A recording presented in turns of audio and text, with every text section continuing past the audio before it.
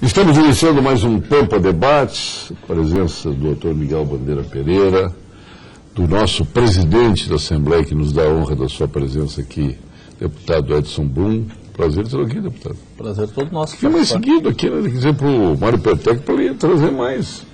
É só ele botar na agenda. Só isso? Só. Ah, não. Então agora é comigo. Então deixa o Pertec comigo, senão ele não vai levar biscoito Zezé depois, né? Tá bom. Mas antes de mais nada, nós temos que lembrar que na nossa Unicred o imposto de renda não assusta.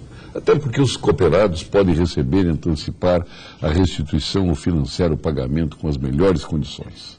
Basta cadastrar na sua declaração o Banco 136. Mas se você ainda não é cooperado, verifique a possibilidade de associação junto à Unicred da sua região. Unicred, a sua instituição financeira cooperativa. Nós vamos agora ao Dr. Gilberto Schwartzman, aqui no Pampa Debates, com o Momento Saúde. Bom, boa tarde. Sou o professor Gilberto Schwartzman. Sou especialista no tratamento de pacientes com câncer. A partir dos 40 anos de idade, as mulheres gaúchas devem realizar anualmente o seu exame de mamografia. Esta é a maneira mais segura de evitarmos mortes por câncer de mama. Uma vez diagnosticado, o paciente deve ser visto por especialistas que decidirão o melhor tratamento para cada caso em particular. Às vezes, faz-se apenas cirurgia. Outras vezes, utilizam-se tratamentos como a radiação ou medicamentos. Hoje é possível curar ou minimizar significativamente o risco de falha ao tratamento do câncer de mama, utilizando combinações de diferentes modalidades de tratamento, oferecendo ao mesmo tempo um excelente resultado estético e controle da doença. Câncer é para especialista. Já está entre nós o nosso eterno prefeito de Uruguaiana, agora tem um mais novo e íntimo amigo, Frederico Antunes, fizeram as pazes aqui no programa. Prazer estar aqui, seja Antônio Feliz. Está em paz agora com o Frederico? Nunca fomos inimigos, fomos adversários. Mas tinha música entre vocês, não tinha? Havia uma diferença natural, disputávamos votos no mesmo universo, isso sempre afasta um pouco, né? Mas ele é um jovem e eu já estou batendo em retirada, portanto eu tenho obrigação de ser mais generoso, né? Agora, o seguinte, o que se elogiaram? Que não, porque eu sempre te admirei, eu também, mas terminou bem, estão em paz os dois. Presidente Edson Brum, na realidade o senhor está enfrentando um momento de crise nacional, né? E aqui no Rio Grande do Sul nós temos um governo que resolveu praticar uma moratória por 6 meses, embora o Sartori não gosta que diga que é uma moratória, resolveu praticar. E também nós estamos mostrando a ideia da crise porque passa o Rio Grande, ao menos o governo tem assim procedido. E o senhor também imbuído de criar reformas do país, trouxe recentemente aqui o próprio vice-presidente da República, o presidente da Câmara Federal. Então, eu gostaria que o senhor fizesse uma análise prévia deste momento, porque passa o Brasil e, em consequência, o próprio Rio Grande do Sul. Olha, Paulo Sérgio, nós vivemos uma crise e muitos acham que essa crise ela pode ser resolvida com a reforma política. E a reforma política, na minha opinião, é parte disso. A crise é ética no país. Mas a Assembleia... É moral e ética, não é? Moral e ética. E nós, da Assembleia, esse ano vamos fazer 5 grandes fóruns de discussão, de debates que, no nosso modo de ver, são necessários. Começamos pela reforma política, teve aqui o vice-presidente da República, Michel Temer, teve o ministro Rossetto, o Eduardo Cunha, presidente da Câmara dos Deputados, e outros palestrantes, com a participação da OAB, com participação de várias entidades, para oportunizar a sociedade gaúcha de falar a respeito. Nós teremos agora, a Assembleia no dia 20 comemora 180 anos, nós vamos fazer um grande expediente especial na Assembleia e no mês de maio nós vamos discutir a questão sobre economia. Até porque esse ano também se comemora 180 anos da Revolução Farroupilha, a centralização dos impostos no Império. Não mudou nada até agora. Não mudou nada até agora, acho que até... Não, chegou a mudar e voltou, né? Piorou. Chegou a mudar e voltou. Voltou a ser como era antes, lá na Revolução. Exatamente. E esse é um tema também que a gente vai discutir, vai ter um evento sobre meio ambiente, a participação e a importância do setor primário, infraestrutura. Nós queremos trabalhar um pouquinho, trazer para a discussão as hidrovias, ferrovias, e também um outro evento que é na saúde, mas que nós vamos trabalhar a questão da droga.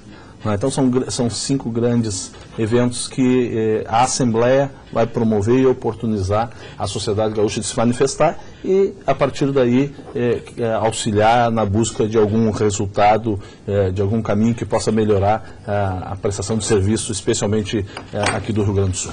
Do ponto de vista prático, eu já quero colocar no debate o Dr. Miguel Bandeira Pereira e o nosso querido amigo ex-prefeito uruguaiano, deputado e tudo mais que foi na política, homem que tem larga vivência.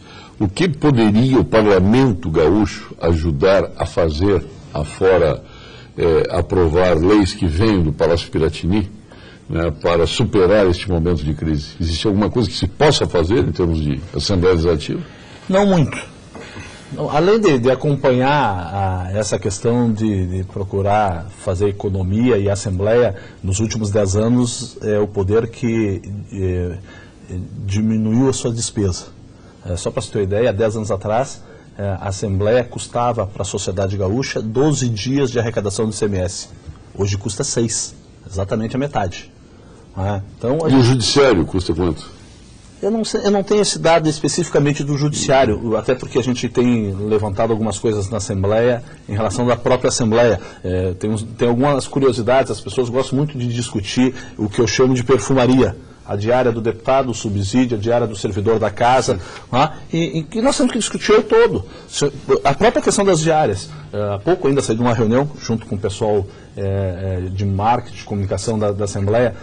Nós há 10 anos atrás, o ano passado, 3,5 milhões. Mas o que houve? Houve uma redução grave. Eu estou iniciando o 4º mandato. Quando eu cheguei à Assembleia, nós tínhamos um limite de 120 diárias. O deputado Manuel Santos disse aqui a semana que tinha deputado que, em termos de diária, era 4 mil por semana. Hoje é limitado. Quando eu cheguei no primeiro mandato, iniciando o 4º, o doutor Sanchotene já passou por lá, a deputada Elizabeth, recentemente foi nossa colega. Quando eu cheguei lá na Assembleia, era 120 diárias, era o teto. Hoje é 84 por parlamentar. E assim era também nas assessorias técnicas, junto aos funcionários efetivos da casa. Isso a gente foi encurtando. Não só isso, outras ações do parlamento. Então, nós estamos fazendo lição da casa há 10 anos. Bom, aparentemente, isso é um recurso forte, muito alto. Olha, a Assembleia tem um teto de 1,84, que pode se utilizar da receita líquida do Estado, e hoje gasta 1,07, 1,10. Então nós estamos fazendo a lição de casa. Fora isso, que é uma questão de economia, e aí... Que aí é a administração do próprio orçamento. Que é a administração do próprio orçamento, cuidando bem disso. E a Assembleia, os números mostram que foi, e está falando o deputado que é presidente há 2 meses. Isso é de 10 anos para cá. Os últimos 10 presidentes trabalharam muito bem esta questão. Mas a Assembleia, acho que uma maneira que a Assembleia pode ajudar o Rio Grande do Sul é exatamente tendo agilidade na apreciação daquilo que vem dos outros poderes para que a gente possa legislar e também provocar algumas discussões, como nós vamos provocar neste painel que nós vamos discutir a questão econômica, a centralização de recursos em Brasília. Nós queremos em algum painel discutir, por exemplo, o descaminho. Agora na Expo Agrofuba, por exemplo, nós fizemos, a Assembleia fez um debate onde ficou comprovado que o cigarro, por exemplo, contrabandeado do Paraguai, tira da receita estadual 350 milhões por ano. O contrabando de um item só. Então, nós vamos provocar discussões em cima de temas que podem ajudar o Estado. Está chegando o doutor Paulo de Argolo Mendes, de novo atrasado por causa do Capelari? Sim. Coitado do Capelari. Olha aqui, ó, peguei um um ônibus estragado na Moab Caldas. Aqui é uma rua desse tamanho. Tem uma esquina ali. Trancou tudo. O mundo ficou trancado. Aí pararam um ônibus atrás para fazer a baldeação. Desce todo mundo que está no ônibus estragado, sobe no ônibus que está funcionando. Então a culpa não é diretamente do Capelário. Não. Mas eu quero provocar aqui para os debatedores, eu acho que a Presidente da República, como ela gosta de ser chamada, Dilma Rousseff, perdeu a grande oportunidade que teve no dia 15 de março. Por incrível que pareça, o dia 15 de março, para mim, era o símbolo do Muda Brasil. Porque eu não sou a favor do golpe, não sou a favor do impeachment de Dilma, do sai Dilma, eu sou a favor do Muda Dilma. Eu sou a favor do Muda Brasil. Então, aquele dia eu devia ter vestido a sandália da amizade, da humildade, né, e até da amizade, claro, vai para a televisão e propõe, reconhece os erros e propõe um pacto nacional, convocando o Parlamento brasileiro, convocando as forças produtivas, o Judiciário, o Ministério Público, para recompor o Brasil. E ela não fez isso. Ela botou Rosseto e Cardoso para fazer aquilo que o Brasil inteiro assistiu, que foi uma tentativa de engana-bobo. Então, eu acho que essa questão da vaidade da Presidente da República, a questão do orgulho que ela tem, e até de uma certa prepotência, para não dizer total, isto aí faz com que ela esteja pagando pecados. E o 15 de março poderia ter sido decisivo para a recuperação dela no Parlamento. Concorda, senhor Chotene? Eu concordo, sim, porque o que está acontecendo é um golpe de fato, né? Eu vejo que a Presidente da República está cerceada em suas atribuições constitucionais de todos os lados. Quando ela escolheu o vice-presidente da República como articulador político, eu fiquei muito preocupado. Muito. Porque o vice-presidente da República tem outras atribuições. Ele substitui a presidente numa emergência. Eu já acho diferente, eu acho que foi inteligente. Estamos recebendo já a deputada Lisiane Bayer, aliás, ex-deputado, presidente da Assembleia. O doutor Aragão não quis ser deputado, não podia, como representante médico, nosso presidente. Não, tinha que ter alguém do resto do chão aqui. Hein? Tinha que ter alguém do resto do chão aqui, da Patuleia. Deputado, não pode ser só deputado. É um bom parlamentar. É um bom parlamentar. Mas eu estava dizendo que eu estou preocupado com isso. Porque o acúmulo de funções no processo democrático pressupõe implicitamente de que... Mas eu já acho que ele deve largar todas as outras e assumir essa condição. Ele é muito importante, mas ele muito mais do que poderia ser o José Padilha. Constitucionalmente ele não pode fazer isso. Porque ele é o vice-presidente da República. Ele não pode se desonerar daquela potencial substituição do presidente. Ele tem que estar acompanhando todos os dias e a todo momento todos os fatos. Por quê? De repente... Mas eu acho que ele vai acompanhar muito mais de perto. Não, porque ele vai ter que transigir. O articulador político é um homem que está transigindo constantemente. Eu acho que esse país tem transigências demais. Nós precisamos diminuir essas transigências. Eu acho que foi inteligente. Vamos ouvir o deputado Edson Brum, que é do mesmo partido, do vice-presidente da República. Eu acho que a intenção foi boa. O que o senhor acha do Michel Temer fazendo a articulação? Eu acho que foi uma acertada. Foi? Na minha opinião. Até pelo que ele é um homem que veio do parlamento. Ele não tem jaças, é um homem que tem um comportamento libado, não existe nada contra ele. Foi procurador-geral do Estado de São Paulo, passou uma vida inteira dedicada à política. E o máximo que se pode dizer é que ele tem bom gosto escolhendo a esposa. Isso não é erro para mim. Não, claro que não é erro. Acho que é mérito. É atributo. Mas ele tem uma outra questão, acho que é importante nesse processo. Ele conhece com poucos o Congresso Nacional. Isso aí. Ele conhece com poucos. Foi presidente da Casa? Foi presidente da Casa 2 vezes. Não há 4 anos. Não há 2 mandatos. Presidente do maior partido hoje do governo federal. Não há? Então, eu acho que por parte da Presidente da República, nas circunstâncias e o momento que está vivendo, acho que acaba sendo um grande acerto da Presidente. Então, eu acho que... Vamos ver o doutor Miguel Bandeira. Esse foi também, do meu ponto de vista, eu concordo, um grande lance, porque isso aí é inquestionável. A presidência estava se isolando e pegou a melhor pessoa, justamente pela experiência, para fazer essa aproximação justamente com o Congresso Nacional. Isso aí é... O Michel Temer não tem telhado de vidro, concorda, presidente? Eu acho que diante da derrota completa da Presidente da República, completa descrédito, incapacidade de negociar com o Parlamento, ela teve que optar pela última chance que tinha, a última possibilidade, que era tirar da sua função o vice-presidente e entregar a ele a coordenação do governo. Porque é isso que nós estamos entregando para ele. É a coordenação do governo. É quem vai fazer com que o parlamento funcione de maneira minimamente sincrônica com o governo. Quer dizer, diante da derrota completa da presidente Dilma...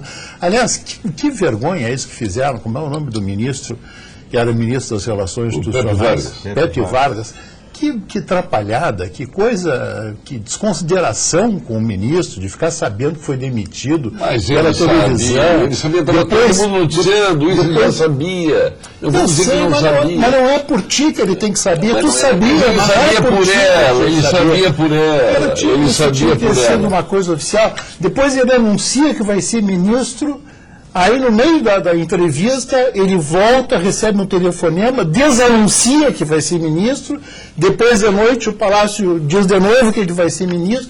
Mas que atrapalhada, que falta de habilidade, que falta de competência. A crise não é ética. O que acontece é que os políticos ainda não perceberam que a crise e o esgotamento do modelo de representação, tal como está fracassado. Precisamos que a cidadania mude sua postura frente à política. É uma crise de identidade e de sistema político. Não é ética nem o povo. Deputado Lisiane. O deputado Lisiane. Bom, eu discordo um pouquinho. Eu acho que tem crise ética e moral, sim. As pessoas elas foram perdendo o senso do que é ético e o que não é, foi se tornando normal muitas vezes e fácil, e às vezes o que é fácil vai se tornando hábito, e sim, nós temos que resgatar essa ética e essa moral nos nossos políticos, como em toda a sociedade. A gente vê que não é só um problema dos políticos, é da sociedade. Mas a senhora é a favor ou contra o Michel Temer fazendo a articulação Olha, se fizer política? O que é bom lá, eu sou a favor. Eu sou a favor daquele então todos são bons. Se todos fizerem o que é bom, todos são bons. Não, mas eu acredito que seria... Vamos mudar a pergunta. O lance foi bom da presidente? Acho que sim. Foi? Acho que sim. Então tá aí, o senhor levou 5-1 aqui. 5-1. Mas me permite, o deputado Sanchotene, ele sempre foi constitucionalista. Sempre é uma característica dele. Quando parlamentar na Assembleia, ajudou muito nesse processo, como o deputado Jair Soares também, uma marca, o Vieira da Cunha também trabalhava muito nessa área. O Jair Sanchotene sair da Assembleia é uma perda para a Assembleia. Não tenha dúvida, eu até digo para os meus guri que eu me sinto orgulhoso por vários que passaram nesses 4 mandatos que eu tenho lá. Eu vou poder botar lá no meu álbum lá a fotografia com eles e dizer: você fez isso, ou faz isso, ou atitude. Então tem, mesmo divergindo, por exemplo, do Flávio Kutz, sempre citei isso. Mas é um homem, uma figura de valor, de caráter, importante para nós e outros partidos. E em relação ao Barbosa que falou, ele também tem razão. É por isso que nós estamos fazendo a discussão da reforma política. Ele também tem razão. Agora, esse negócio de botar o peso todo no político está equivocado. Eu não sou ET. Eu não vim de Marte. Você sabe qual é o problema? Eu não sou políticos. O parlamento, ele é muito vulnerável. O parlamento, o executivo vulnerável. Vê se alguém ataca o judiciário e o Ministério Público. existe um temor reverencial pelo Judiciário e Ministério Público. Todo mundo teme o Judiciário e o Ministério Público. Essa coisa de... Então, ninguém teme deputado, ninguém teme o Executivo. Por isso que é atacado os dois poderes e os outros são preservados. Nós temos uma discussão, acho que... Só que tem procurador de justiça. Eu acho que nós temos que aprofundar uma discussão. Acho que a deputada Lisiane já entrou num viés que eu acho que é muito interessante. Se perder os valores, os conceitos. Antigamente se dizia, quando eu era guri, e tinha na aula. Não faz muito tempo isso. Não faz muito, foi pouco. Nós tínhamos a Organização Social Política Brasileira. E eu fui do Grêmio Estudantil. Eu batia nesse negócio porque isso era coisa da ditadura. Né? A ditadura criou e botou no currículo. Tá bom. Aí um deputado do PT federal foi lá e tirou. Tá bom? A ausência da discussão, os meus filhos sabem qual é a função do vereador, do prefeito, do deputado, do governador, porque tem dentro de casa, não é? E a gente conversa muito sobre isto. Não é? Mas a maioria da sociedade não sabe o papel do vereador, o papel do secretário do município, ou do secretário de Estado, ou do deputado, ou do governador, ou do presidente da República. E aí, a ausência dessa discussão acaba sendo uma ditadura maior. Pelo poder econômico. A ideia era muito boa, o viés é que estava completamente equivocado. Era uma aula de doutrinação. Eu tive aula na faculdade de Moral e Cívica e era um momento de doutrinação política e nada mais que isso. Mas a ideia de cultura religiosa era doutrinação religiosa. Sim. Aham. Aprendeu alguma coisa, não? E deu no que deu, né? Mas eu ia dizer, mas o senhor tirou a palavra daqui, eu ia dizer exatamente isso. Não adianta coisa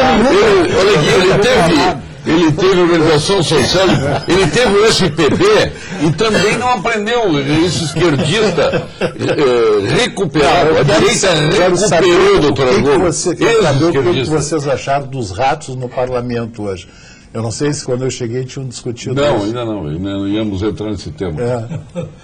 Mas não, claro, com todo respeito, a gente não pode vulgarizar.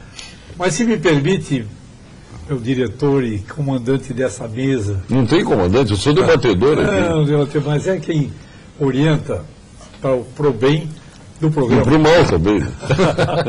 Não raro para o mal. Eu peço licença para voltar... Tem uns que são mais vulneráveis. Voltar um pouquinho nesta delegação de competência da Presidente da República para o vice-presidente, para que ele faça o papel de ministro.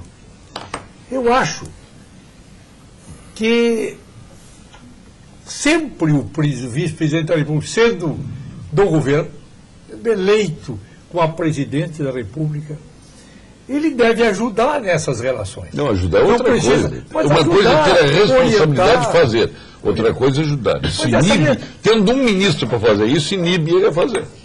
Não. Foi extinto esse ministério, né? Foi extinto. Então, mas não, eu não vejo assim. Foi a única coisa boa que aconteceu, foi diminuir o ministério. Eu não quis. Ao menos isso. Eu vejo que o presidente da República tem obrigação de acompanhar, de orientar, de apoiar, aconselhar todos os ministros em temas que ele entenda, que ele conheça, que ele tenha a vivência. Porque ele é o vice-presidente da República. Ele foi eleito por toda a nação brasileira. Então, de repente, ser ministro de articulação política, eu acho que, como os juristas, temos um jurista na mesa, que é o que se chama de captio diminutio. Quer dizer, ele está sendo menos do que ele é. Olha aqui, ó, Paulo Sérgio, se esta crise política fosse na época da Revolução Farroupilha, será que o Bento Gonçalves teria forças para enfrentar uma crise como está aí?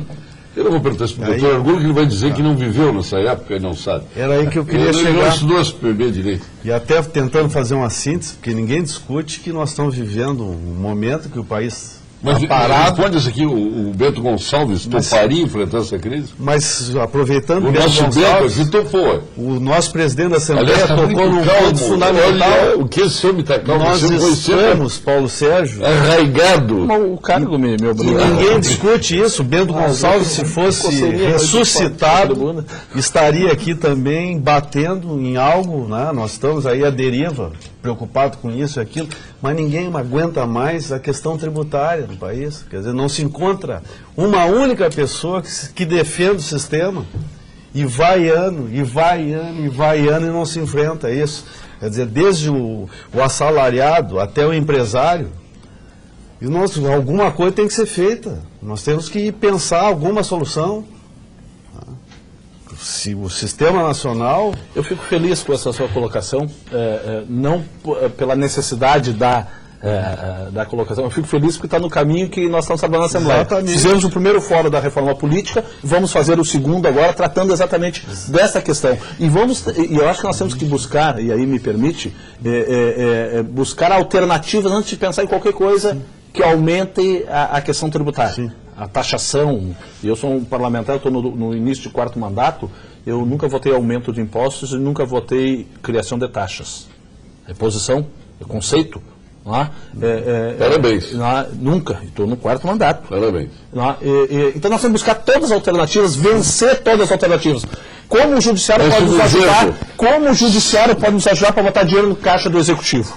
E tem meios. Se o Sartori entrar com um projeto pedindo aumento de impostos, o senhor eu vou lhe dizer, trabalha para aprovar? Eu sou o presidente da casa.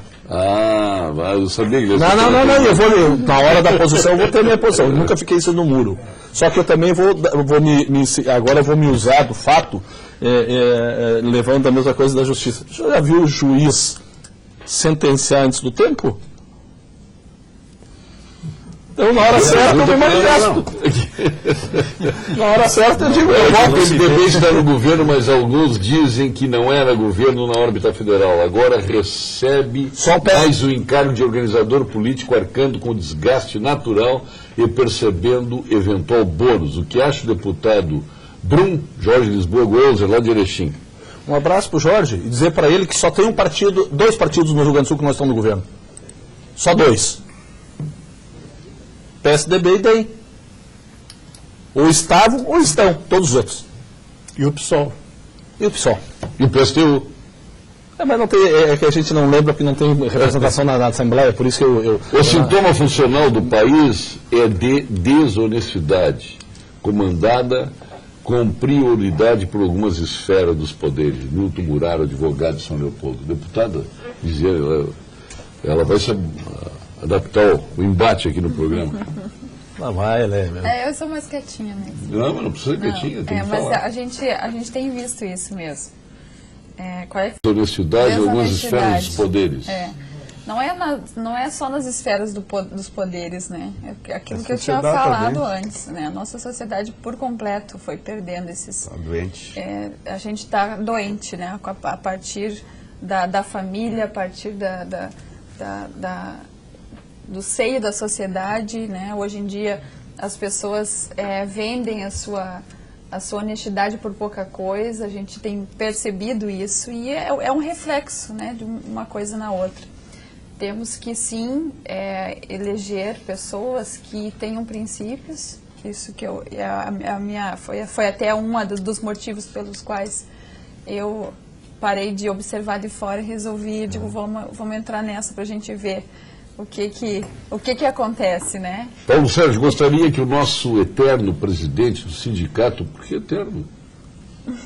Sindicato Médico do Estado do Rio Grande do Sul, doutor Argulo, porque o cargo é vitalício. Que nada é republicano, comentasse sobre a última pesquisa feita pela CNT-MDA sobre o programa Mais Médicos em novembro de 2013, entre os dias 4 e 6, onde o resultado deu 84,3% de aprovação da população brasileira. E, por favor, pergunta ao nosso deputado Edson Brinco, por que após 100 dias o versatório está sem projetos importantes para o Estado gaúcho?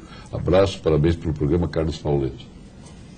Mas eu acho que só tem que aprovar mesmo. Aliás, o que eu tenho visto são pessoas, principalmente os cubanos, são pessoas extremamente atenciosas, gentis, educadas, tratam muito bem o paciente. E quando ele está doente, mandam para o médico brasileiro.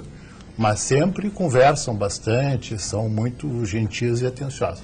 Só não tem resolutividade.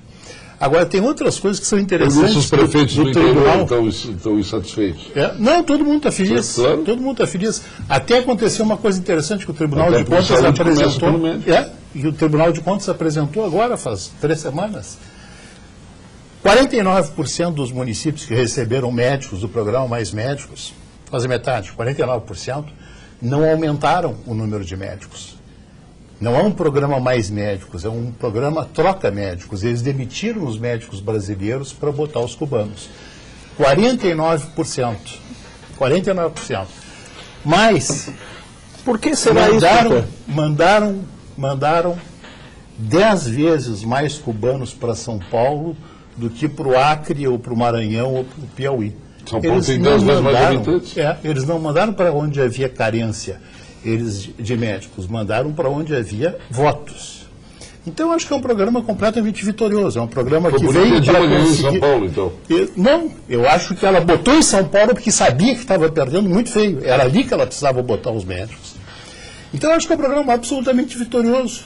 Ele veio para cavar votos, trouxe votos e por que isso acontece? O senhor chegou a dar uma entradinha nisso? Não, é que eu não quero tomar conta do programa aqui e acho que... Você deu uma entradinha. Não, por que o senhor acha que... caberia aqui um programa 2, 3, 4 para discutir a questão dos médicos. Eles não querem trabalhar no interior.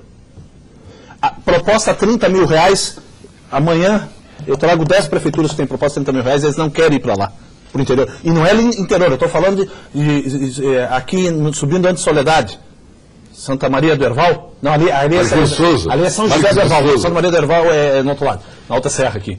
R$30 mil. Tem proposta, o prefeito hoje perguntou se alguém tinha algum médico conhecido fosse morar lá.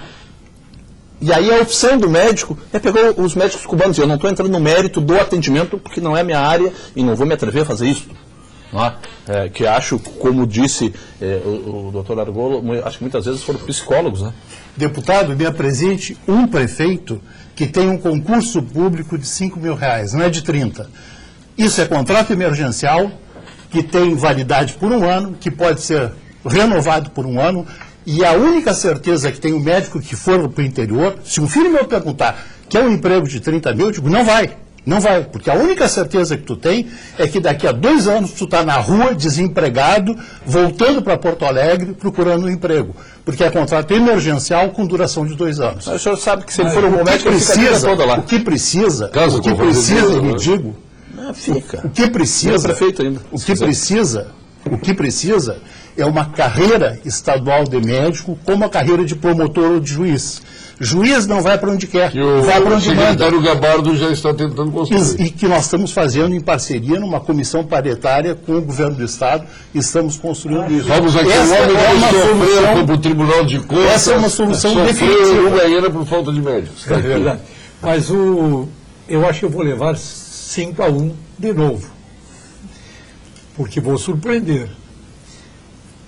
Eu tive desentendimentos seríssimos com os médicos quando fui prefeito, durante 8 anos, em Uruguaiana. E com o presidente do sindicato, com muita dor na alma, porque eu quero muito bem o doutor. Acho que esse homem tem um valor extraordinário, é coerente, lutador, corajoso, mas também divergimos até publicamente. Agora, eu como prefeito, não gostaria de ter um médico cubano. Então não, os 2 votos já tem aqui, de vocês 2. Bom, agora, felizmente, estamos de acordo. Eu não gostaria. A minha conclusão aqui é que o doutor... Não, para só um pouquinho, não vou perder esta. Porque a história da piada, perco o amigo, mas não perco a piada. O doutor Sanchoten está mudando.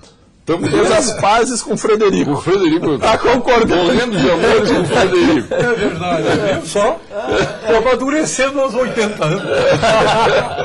Nunca é tarde. Olha o sorriso, doutor Argolo, ali de... Nunca é tarde. Gostou de vir. Nunca é tarde. Mas é o seguinte, eu acompanho muito a medicina, até porque talvez o meu sonho... Foi homenageado ao Instituto de Cardiologia, eu estava lá. Talvez eu pudesse sonhar em ser médico, não pude, porque eu tinha que estudar à noite e tive que trabalhar de dia. Não pude. Agora, acho que esse projeto só se justifica na medida em que em algumas áreas não tem nada. Não tem nada. Entra naquela questão Quer de São dizer, Paulo. realmente há uma pessoa que está habilitada a avaliar a temperatura, o batimento cardíaco, examinar se tem colesterol ou não, num examezinho de fundo de quintal até, às vezes. Mas é melhor do que nada. É melhor do que nada. O impeachment já era, é fato, não percebeis isso? Somente com a intervenção constitucional militar? Eu não sei como é que pode ser com intervenção constitucional militar. uma coisa É ou que outra. chegaríamos a algum Uma coisa ou lugar. outra. Não podemos deixar de esquecer que a Lava Jato está sob forte pressão. E hoje, quantos foram os que desistiram que fosse instalada a CPI do BNDES? Não há mais saída. Todos nas ruas, domingo. Dirce Maria Rezo. De mulher para mulher, então fica a questão aí, deputada, dizendo embaixo. A senhora vai para a rua domingo, não? Eu vou para a rua, mas eu vou estar na rua lá acho que em Passo Fundo no domingo, eu vou estar lá para aquela região. Eu acho que a gente tem que brigar, sim, pelos nossos direitos, lutar os nossos direitos. E o impeachment não sei se resolve, né? Porque é uma bola de neve, né? Então não resolve. Eu acho que pelo menos a gente sabe quem está ali agora, né?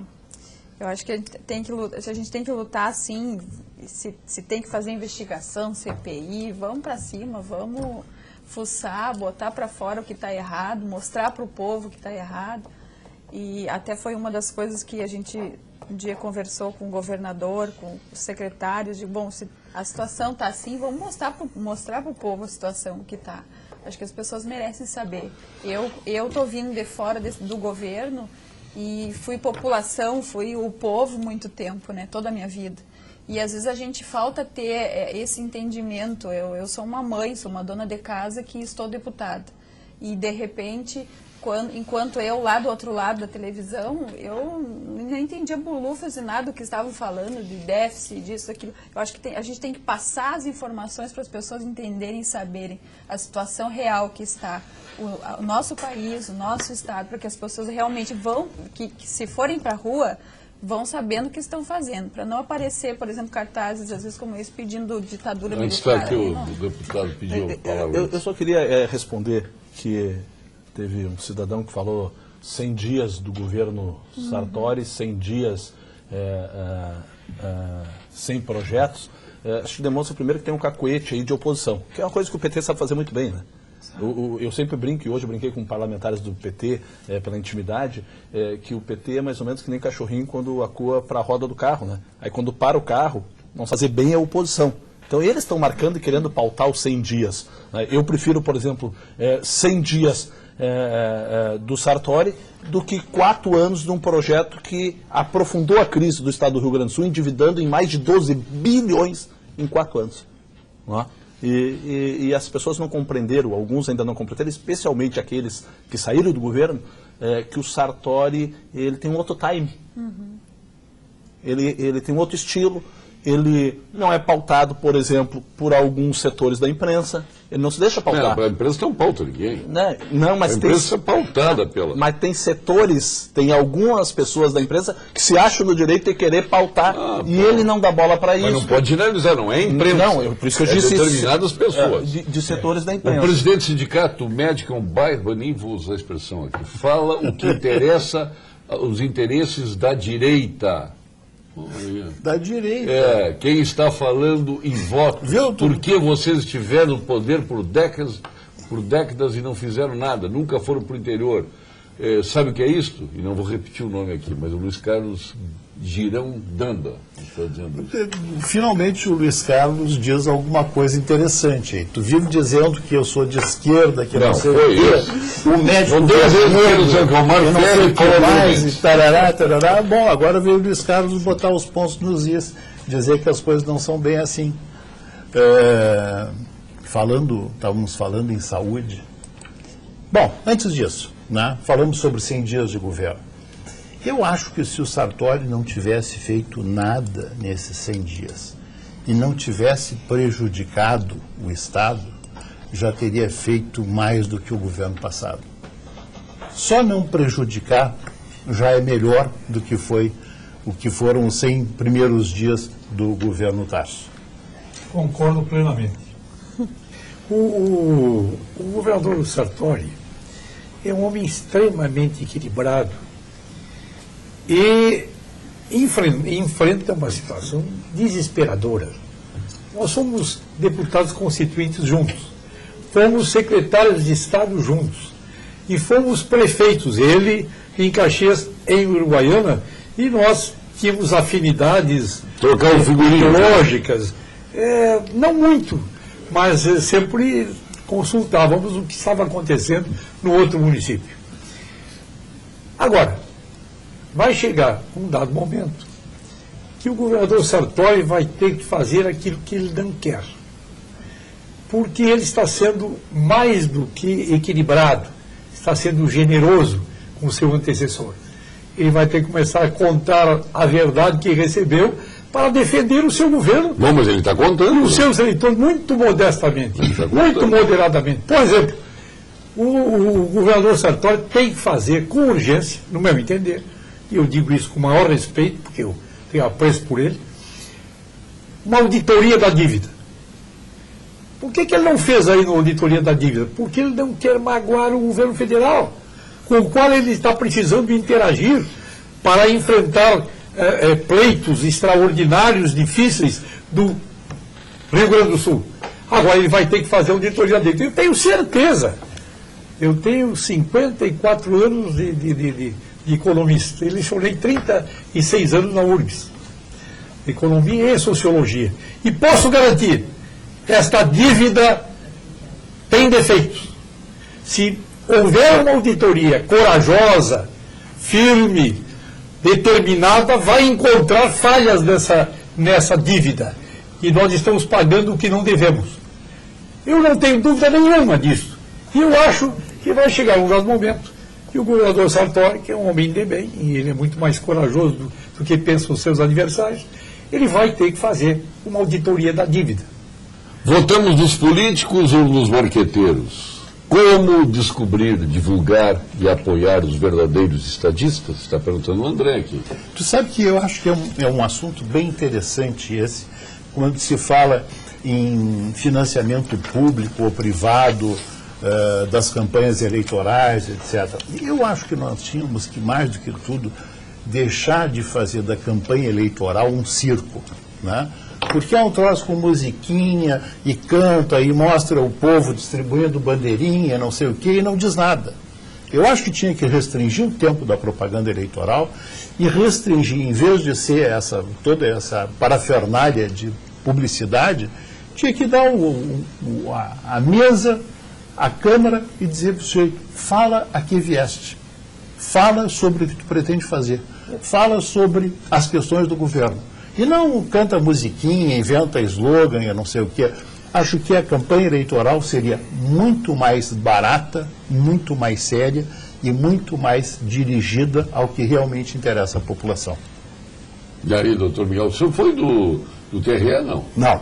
Não participou? Não. Eu acompanho muito e acho que, complementando a manifestação do doutor Argolo, acho que o voto distrital também caberia ser rediscutido mais uma vez dentro dessa linha, tá? Porque é chegada a hora. Me permite, eu acho que qualquer sistema, eu, por exemplo, sou de uma família que tradicionalmente faz política há muitos anos. Eu nasci, meu avô era prefeito em Rio Pardo, o tio Carlos, pessoa de Brum, era vereador aqui em Porto Alegre. E a gente participa, gostamos muito de fazer política, cada um tem seus negócios, mas a gente faz política. E não me envergonho disso. Não me envergonho disso. Até porque eu acho que falta um pouquinho de leitura da sociedade em geral em relação ao mandato e àqueles que os representam. E eu digo isso porque eu uso como ditado da minha atuação parlamentar.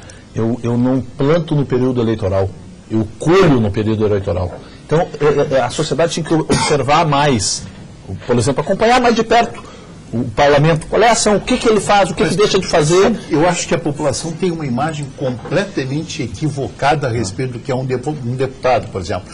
Uma ideia de que o deputado está ali sem fazer nada. Eu conheço poucas pessoas que trabalham como trabalham deputados. O deputado passa o dia após dia, das 7 horas da manhã às 9 horas da noite, atendendo, e se envolvendo com problemas, ouvindo, discutindo, etc. e tal. Quando chega sexta-feira, senta no carro, fica percorrendo... Vamos ao ponto final. Contagem regressiva trabalham tanto de DAISU, mensagem GIMO, FCDL, SPC e SESCOM RS.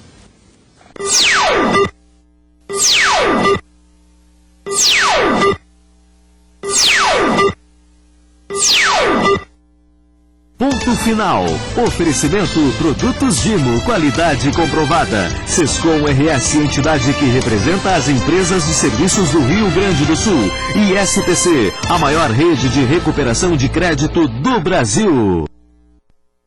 No ponto final, 30 segundos, doutor Miguel Bandura Pereira. Queria também, nessa linha, dizer o seguinte: eu, como presidente da Associação do Ministério Público, doutor, eu tive a oportunidade de frequentar a Assembleia durante 2 anos, de segunda a sexta-feira, e realmente a sociedade não tem a dimensão do trabalho e a dedicação do nosso parlamento gaúcho. Então eu gostaria de fazer esse registro também. Está aqui o seu Zezé, o senhor vai merecer, meu Zezé. Obrigado. Doutor Argolo. Doutor Argolo tem Zezé em casa que montou um supermercado. Né? É isso, exatamente. Doutor Argolo, 30 segundos. Eu tenho muitos consumidores de Zezé, todo mundo gosta lá, sobra pouco para mim. Rapidamente, aumento dos medicamentos em 7,7%, portanto, bem mais do que a inflação oficial, e ninguém se iluda, o remédio que ele toma não vai aumentar só 7,7%. Vai aumentar muito mais do que isso. Então, coma Zezé para não adoecer, não precisa de medicamento. Eu recebi propagandista de medicamento que dizia coisas do tipo assim, perguntava, vem cá, por que vocês mantêm um remédio que ninguém mais usa? Por que mantém a produção disso aí? Não, é porque o governo dá um aumento de 10% para todos os remédios. O remédio que vende, nós aumentamos de 80% e descarregamos naquele que não vende nada. A senhora vai levar para o seu... A senhora tem um filho. Eu tenho um filho de 12 anos. Qual é o nome dele? Lael. Lael vai ganhar aqui o biscoito de Zezé. Dependendo do que a senhora disser aí. Pode ser impugnado. Não, mas eu quero dizer assim que como falaste, um deputado tem muito para trabalhar. E se quiser pode fazer um bom trabalho. Estou descobrindo isso agora e até quero convidar talvez essa pessoa que está nos assistindo e que não conhece, né, deputado Edson Brum, o trabalho da Assembleia Legislativa. Hoje mesmo um grupo de mulheres do meu convívio, da minha amizade, estavam lá acompanhando a sessão plenária para ver como que funciona, conhecendo os gabinetes e acompanhar ao longo desses 4 anos. Entrega o Zezé. Vamos aqui. Muito bem. Bom, em todas as manifestações, eu senti direta ou indiretamente, muito mais indiretamente, a convicção de que a política brasileira, as gestões públicas desse país precisam do aprimoramento dos mecanismos de controle social. A sociedade tem que controlar. A esses escândalos que têm acontecido aí, todas as tristezas que encerram, levantam a possibilidade... Zezé e o deputado Edson Brum, presidente da Assembleia Legislativa do Rio Grande do Sul. Não vou falar dos pênaltis contra o Cruzeiro, aquela coisa toda. O senhor Colorado está muito satisfeito com isso. Esse é o ponto final. Eu queria dizer para a sociedade o seguinte: a Assembleia é espelho e semelhança da sociedade gaúcha. Exatamente. Espelho e semelhança. Como a Câmara de Vereadores é no município. Se tem deputado Edson Brum que age e defende suas convicções, setores da sociedade, tem a deputada Lisiane, que também tem suas convicções, e tem setores que não são os mesmos, mas a totalidade é espelho e semelhança da sociedade. Então não dá para simplesmente transferir a culpa. Biscoito, Zezé, para adoçar a sua vida. Muito obrigado. E não deve estar fácil na Assembleia. Nem falamos de Jardel hoje aqui. Lhe poupamos. Sou colorado. Muito obrigado pela atenção de todos, obrigado aos participantes. Vem aí o Atualidade Pampa, antes o Jornal da Pampa. Já está aí o Tiago Apóstolos. Boa noite.